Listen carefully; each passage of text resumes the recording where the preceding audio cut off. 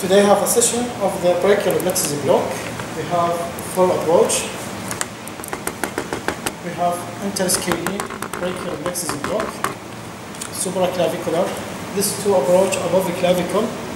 We have two below clavicle, infraclavicular block and axillary block. So from the origin to the insertion, from the root to the terminal branch, we have interscalene, supraclavicular, infraclavicular and axillary.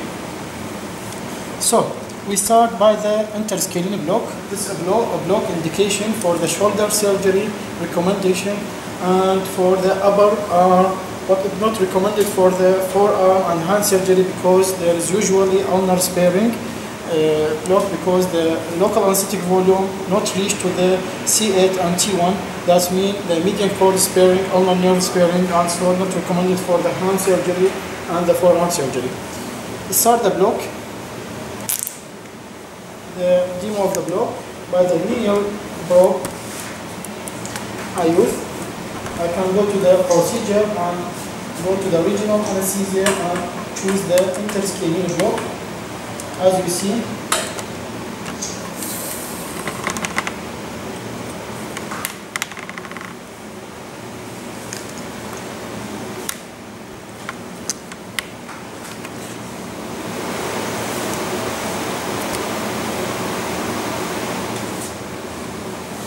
start the scan from the cricoid. You can see the rings of the trachea, it's very clear. I go just laterally. The very first structure I will see, this is the carotid artery pulsating and non-compressible. I go to the Doppler. I will see, I will decrease the pressure. I will see the internal jugular vein, which is compressible and non-pulsatile. And when I release the pressure, I see the internal jugular vein very clear with the carotid artery. We turn to the B mode.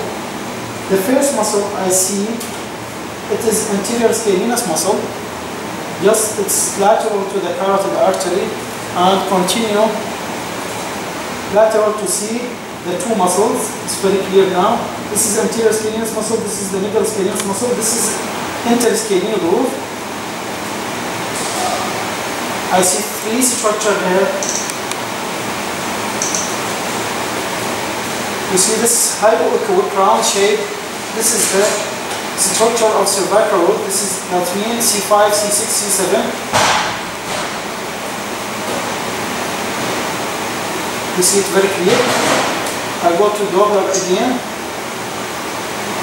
It is not pulsatile and not colored, but we have here the pulsatile and colored structure. This is the vertebral artery, which is very near to the cervical, to C5, C6, C7, and sometimes this now there is a C7 and injection inside or below it, so be careful. The hypoechoic round structure near to the cervical plexus, interscalene, it's near vertebral artery.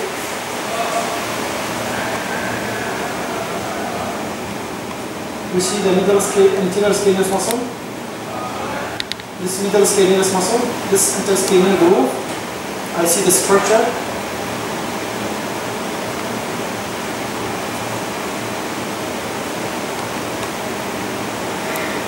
I see this pulsation.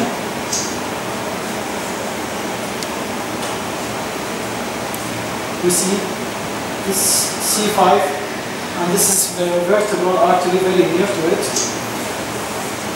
I will scan another direction.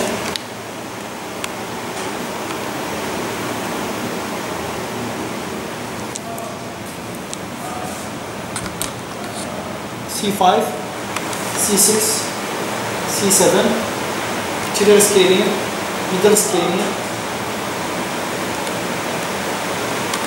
carotid, and terminal jugular vein. So my needle will be lateral to medial in this direction. My needle will be lateral to medial.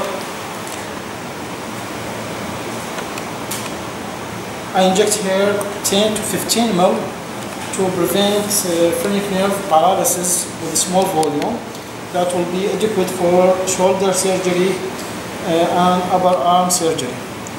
Now I go to another approach, which is called the spinal of upper limb, supraclavicular approach for brachial plexus. I see the supraclavicular fossa here. I see the sternal notch and the extension of the clavicle to the shoulder clavicular joints, and in the midway I see the brachial plexus here as a bunch of grapes.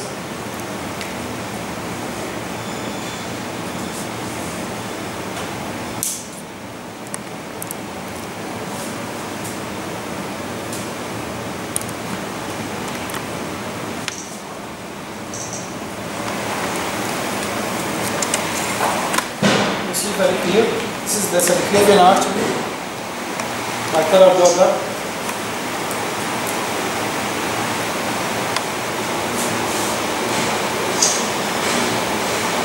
I see the first rib, hypoequic line, and the subclavian artery just above it, and I see the hypoequic shadow or black shadow. This is related to the first rib, because the absorption of the sound wave to the first rib, and after that there is no sound wave, so I see as a hypoechoic shadow, black shadow.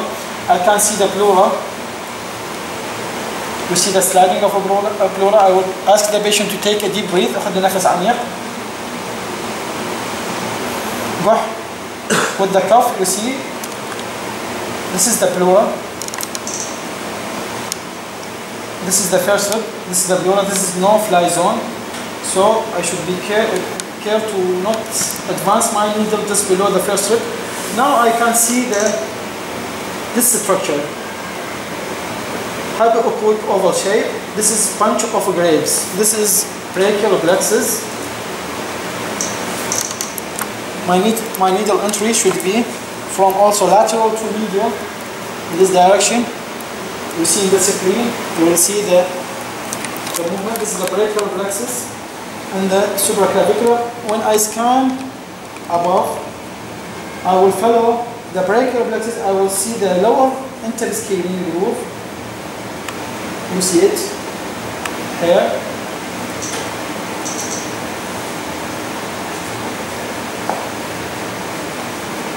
You see this T10. T1, sorry, and C8. Again, I return back to the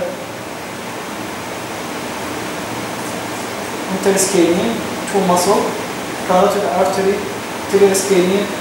This is the groove, and this is the middle scalene. You see the three structure with the vertebral artery here. And the vertebral, when we reach to the subclavian, this is the subclavian, and this is the trunk and the roots of the brachial plexus. Again, scan, you see, just follow this, scan, you see, two hypoechoic, this is the lower interscalene.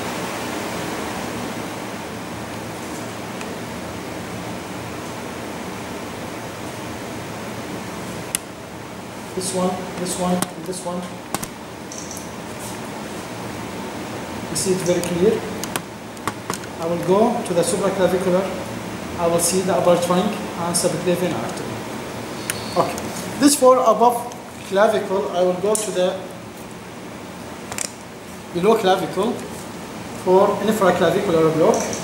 I will increase the depth because we have three muscles here, the pectoralis major, minor, and we have also the serratus and the latissimus dorsi just below. I scan here for the axillary artery.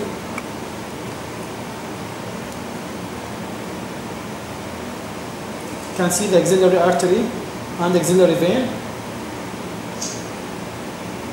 The axillary artery, this is the axillary vein, this is compressible. But axillary artery non-compressible. The cord here related to the artery. So this is the lateral cord.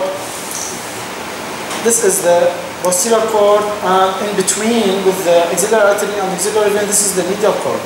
So I put my needle here just between the lateral and posterior cord, inject the local anesthetic. I will see in prevascular sheath open and separate of local anesthetic to all cord.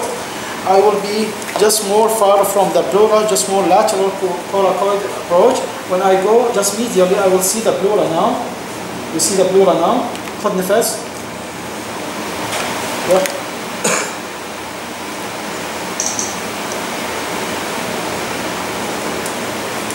When go to the medial side, you see the pleura. خد نفس. You see the sliding of the pleura. خد نفس, دب النفس. You see? This is the pleura. You see the sliding of it? This is sliding pleura. When I go medially, so I should avoid the medial approach. Just go lateral. This is the pleura, very clear. You see the sliding. خد نفس. You see the sliding properties. دب النفس. نفس براحتك. I will go just lateral, more lateral, to see just the axillary artery, pectoralis major, pectoralis minor, and the axillary artery in the depth of 2 to 1/2 cm. I insert my needle from perpendicular up to down, this position, and just inject the local anesthetic between the medial and between the lateral and posterior. I just take the hand of the patient up in order to take a space here for the needle and not hit by the clavicle. You see it will be very clear now. You see the axillary artery. You see the needle now is very easy to pass. But if I put the patient's hand above IC, the clavicle will hit the needle, my needle. So to avoid the clavicle in my way, I just take the patient hand up, abducted to 90 degrees, and scan for axillary and enter my needle just lateral to muscle, so there is no lung here. We are far from the lung. خد نفس. Just one medially, I will see the lung, pleura. نفس. You see the sliding. So in this approach, there is no lung in the field. I am just far away from the lung and no incidence of pneumothorax like in the supraclavicular brachial plexus block. Now we reach to the axillary. In axillary block, for supraclavicular and infraclavicular, it's covered from the shoulder to the hand. So it's recommended for the arm, elbow, forearm, and hand surgery. For axillary block, it's for just above the elbow and cover all the forearm and the hand. So,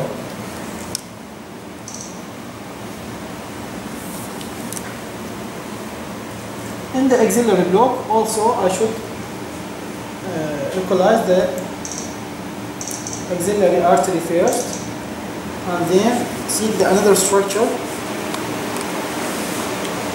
You see this is the teres major and this triceps. You see the axillary artery.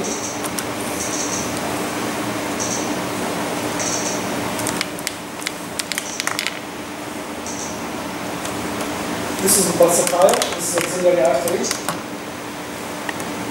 Gentle pressure, I see the vein, axillary vein. You see two axillary vein. When I press my probe, so this is the more risky field for the brachial plexus or terminal branch of the brachial plexus, because if you applied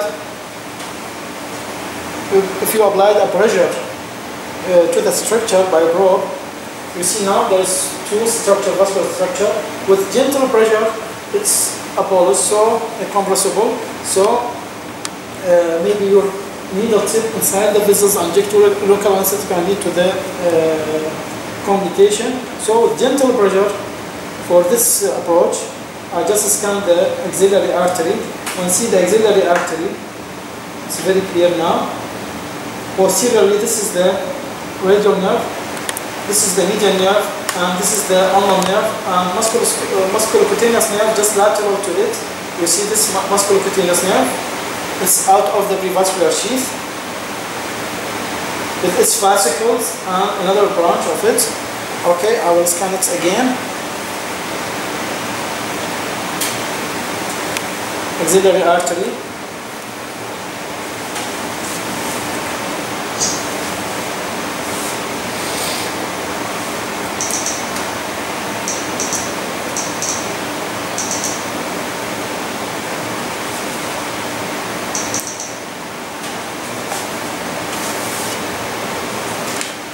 axillary artery, medial nerve, radial nerve, ulnar nerve.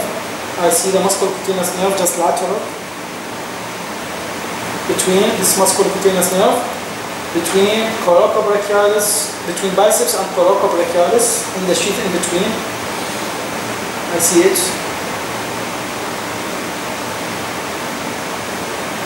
You see this one branch.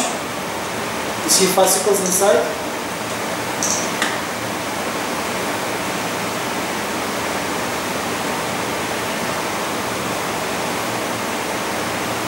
Two branch. Musculocutaneous with another branch.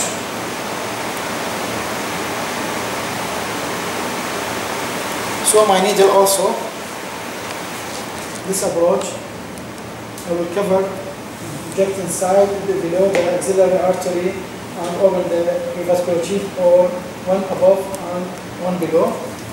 This is for the brachial plexus, as I mentioned, for approach, interscalene, supraclavicular, infraclavicular, and axillary. We have also another block for the wrist block and the hand block.